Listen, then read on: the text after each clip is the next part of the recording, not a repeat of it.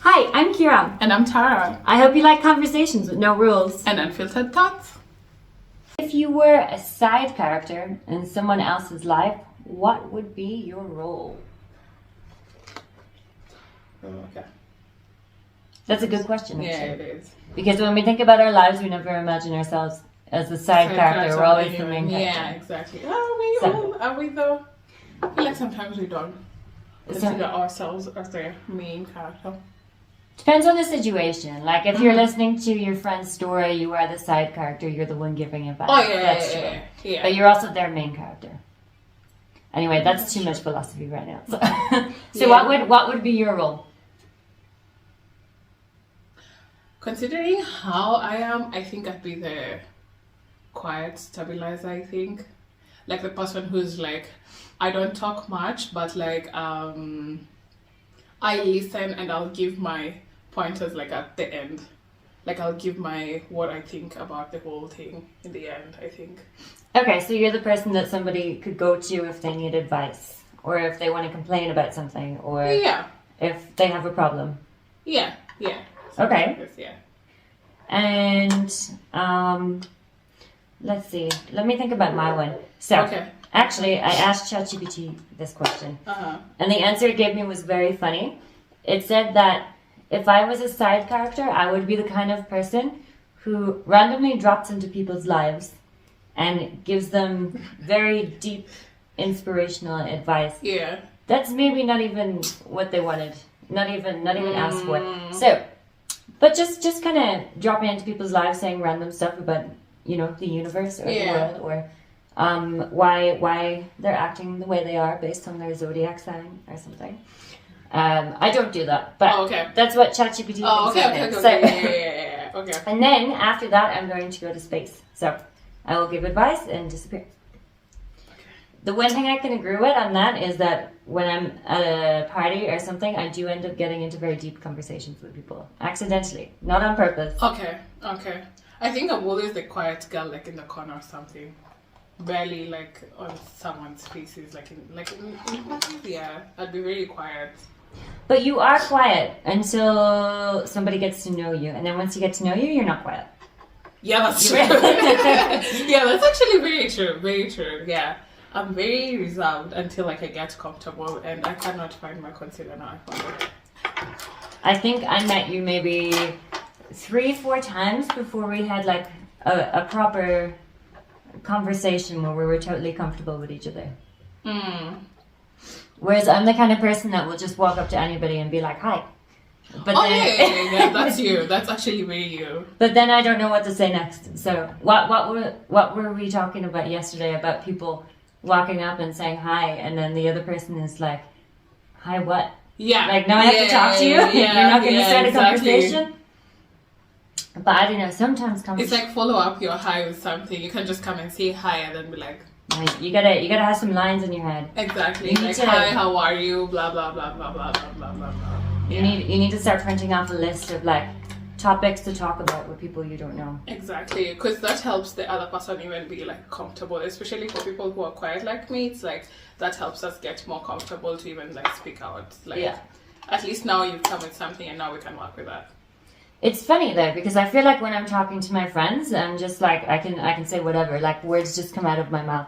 But then when I'm talking to a new person, I'm like, oh, scary, oh my god. Yeah. But it's so silly though, because at some point that, like, if your friend was also a new person, so yeah, at some point your friend was a new person, so it's just like, it's kind of mad that we get these things in our head, like, oh, you can't say this, you can't do this.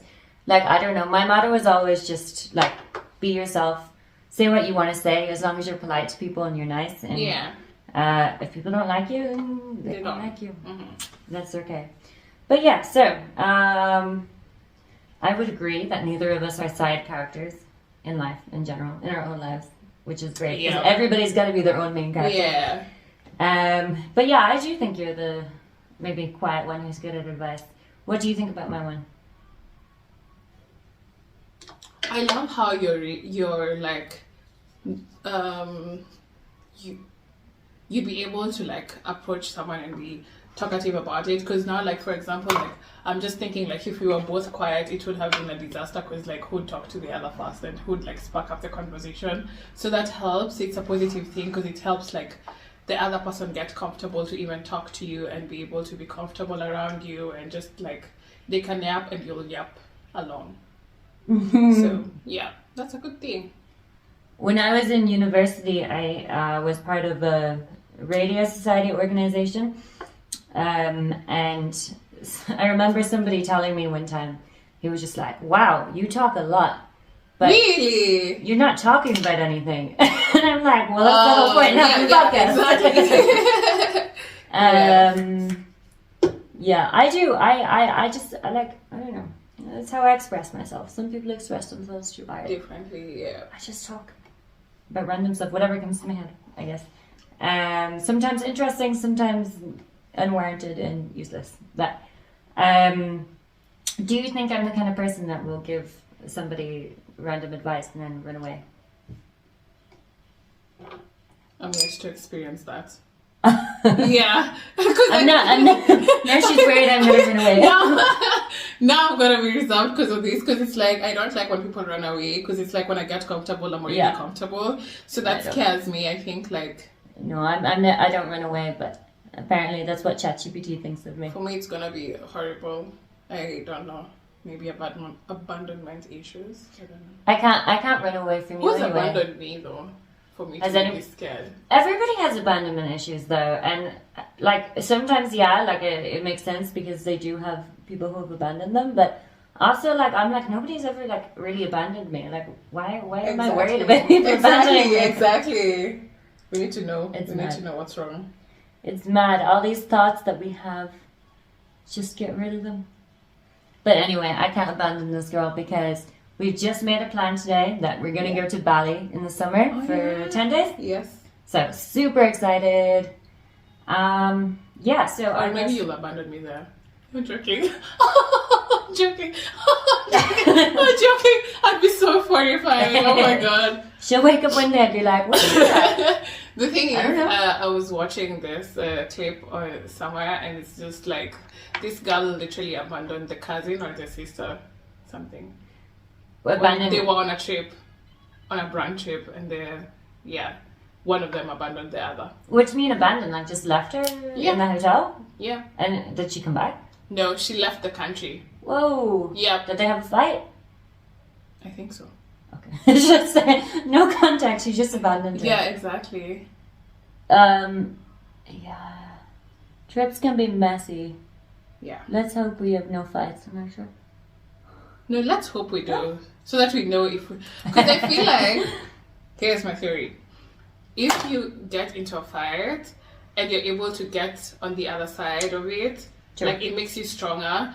Yeah, true. I mean, I don't recommend fights, but like, well, yeah. No, don't recommend fights. I'm really messing up my eyeliner. But yeah, I've had a similar experience. My best friend from school, we've gotten a few fights and we always forgive each other the next day. And to me, that feels more like real friendship. Yeah, like, exactly. How do you really know who somebody is if you don't see all their sides? You know, yeah. Like not everybody is perfect. And also not every time it's like happy-go-lucky and everything. Yeah, so. Exactly. Yeah. So it's kind of I like to see the real sides of people. I like to see how people actually are, not what they show themselves to be.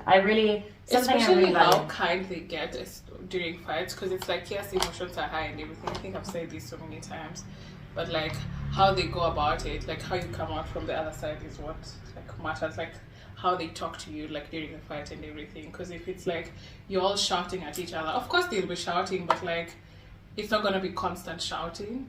So. Wow, there's so much pressure. I think I'm messing up my eyeliner. Okay. I'm gonna have to do this when we stop recording. Okay. So, what's something you pretend not to care about, but actually do? Honesty time. Honesty time. Let's see. Okay. I can start if you like. Yeah. Okay, so first I will say the biggest thing is I act like I don't care what people think. I go out in public and I talk to people and I say what I want because in that moment I'm like, no, I gotta stop caring what people think. But in reality, I go home and I'm like, what did that person think of me? What did that person think of me? So I actually, like, I don't care about what people think, but I do care about people's opinions. I think everybody does too. Yeah, in some sort of way. Yeah. Because I do too. Yeah. It's impossible to just not care what people think at all, because like humans are made for connection and communication, so you're always trying to fit into some box or something. So yeah. So what about you? Okay, this is I didn't think I thought about it like that, but like academic or like my intellectual validation. It's like I pretend not to. Do I pretend? Yeah, I think I do pretend not to care about it. But like whenever someone says something nice about, like, oh, you did so well, or you did this thing so well, or you presented this paper so well, it like makes me so happy. Like I actually do care about it. Like, of course I'm not gonna like seek for the validation, but when the validation comes, I'm so happy. Yeah. So you think like you, as in you don't care about what grades you get? Like you don't care about how well you do, or you don't care about what other people think about it? I pretend not to care about what other people think about it. Ah, okay. Yeah. Yeah, well, it's nice though when you've worked hard and other people appreciate your effort. Yeah. And they're like, oh, good job. Yeah, it's nice. You know, like when you do well in an exam, and the first thing you want to do is like tell your friends or tell your parents, because you need some praise. You know, exactly. Yeah. Yeah, that's one thing. Because like like it's not even about being told like, oh, you're smart or you're wise, all these things. It's just about because like, you know you are. I just don't play it. But it's true. I don't play it a lot. You're an engineering student. Sometimes I forget that you're super smart. I don't play it a lot. I just don't like. You don't though. You don't come off as not smart, but I don't think I really know how much you can do. Like, because engineering students, like, you work a lot. That's true. You study a lot, so your exams must be really hard. So there's a lot of pressure as well. Yeah. So that's one thing I think. Oh yeah, like something also connected to that is like disappointing myself.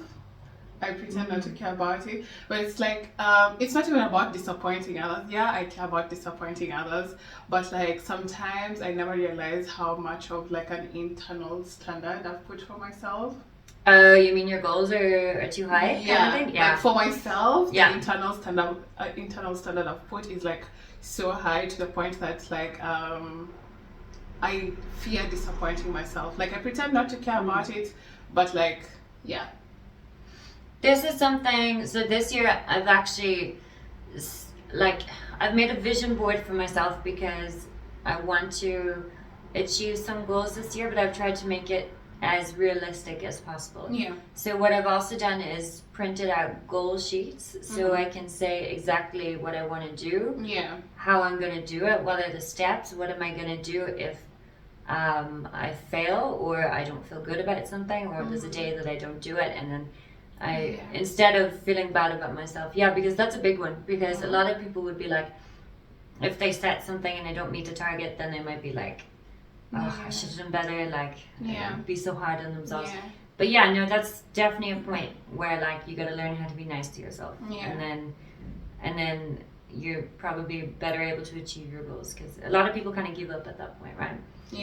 So especially if you're a procrastinator, it's just like you're like, oh yeah, I'm gonna do it, and then when you eventually do it, like that's so much pressure that you have to do it so well, but then again you don't have that much time as before to have done it to your extreme best, so it's like a whole struggle between definitely.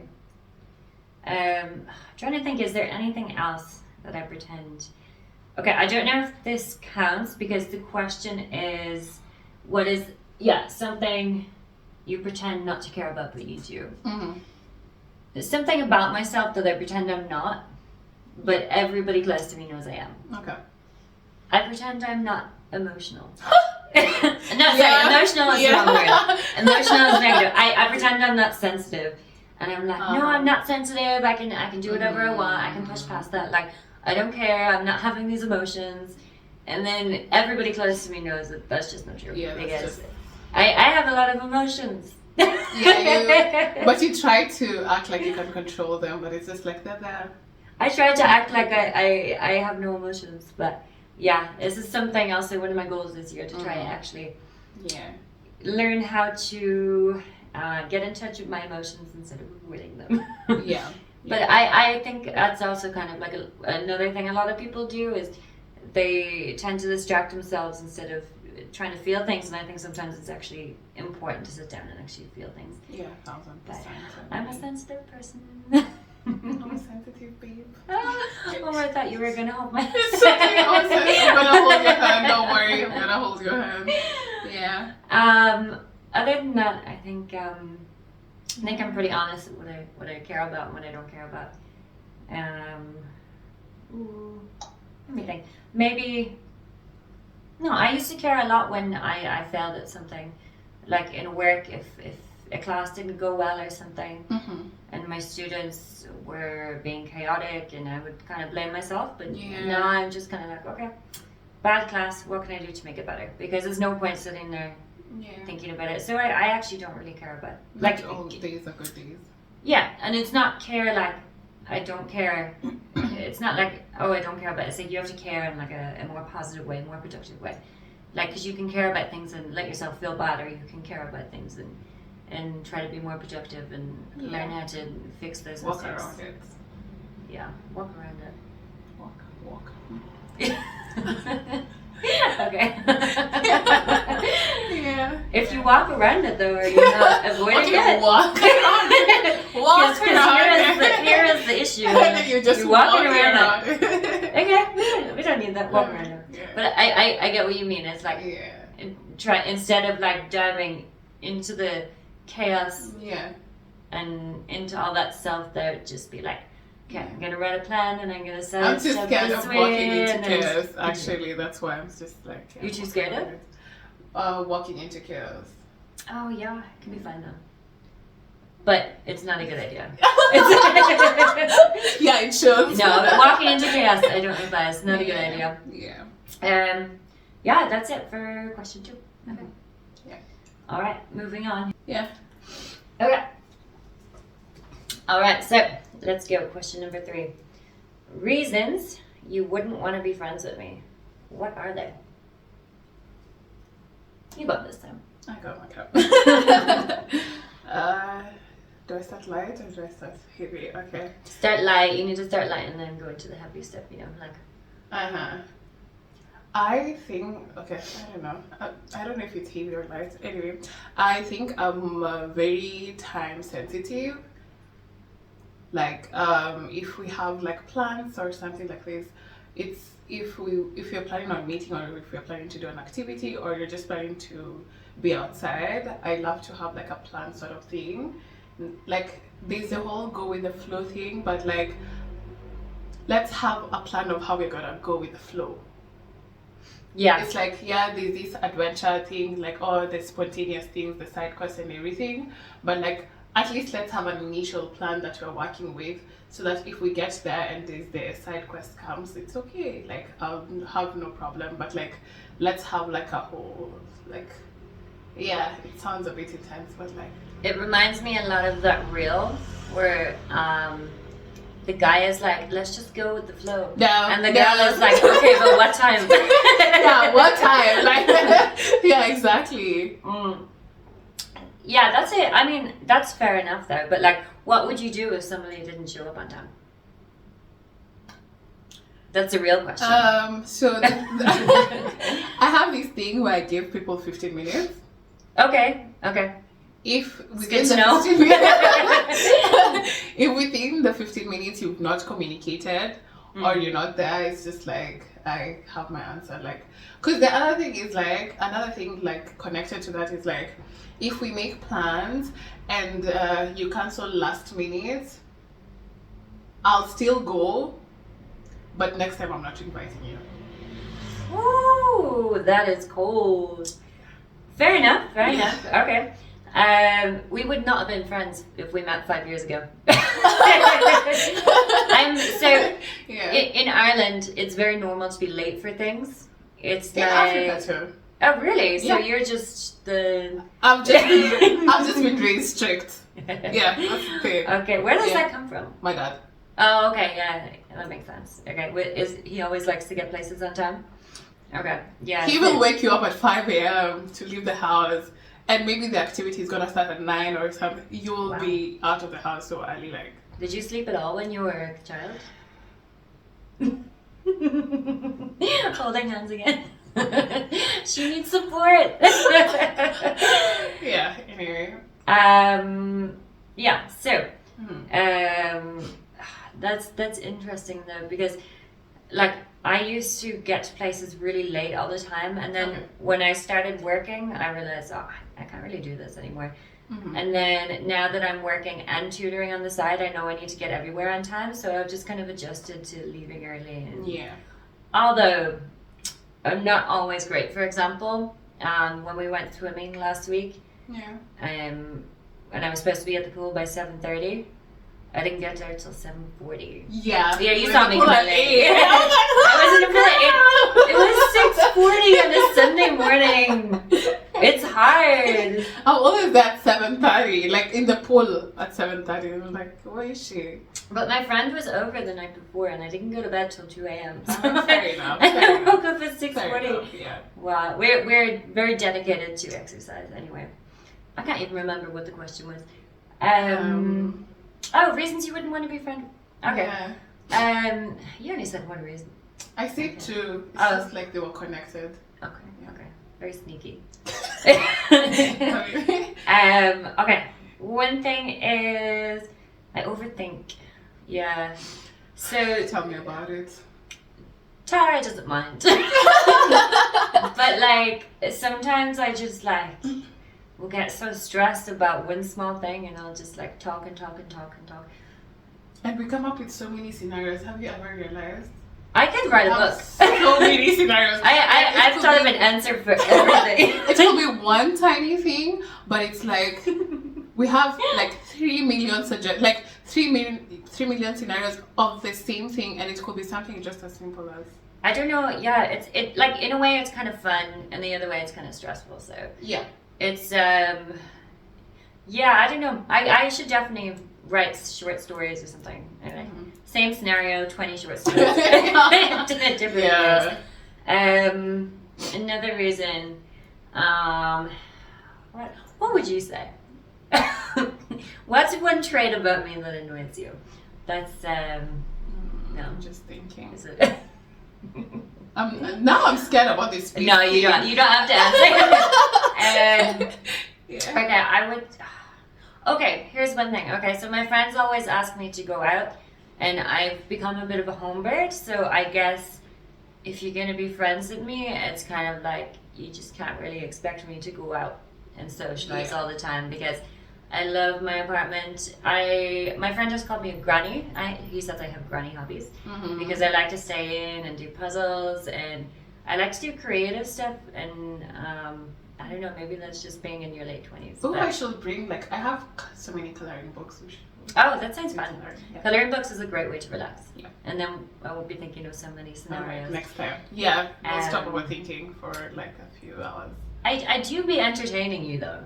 Yeah, you do. Yeah, free entertainment. It's not all bad. Yeah.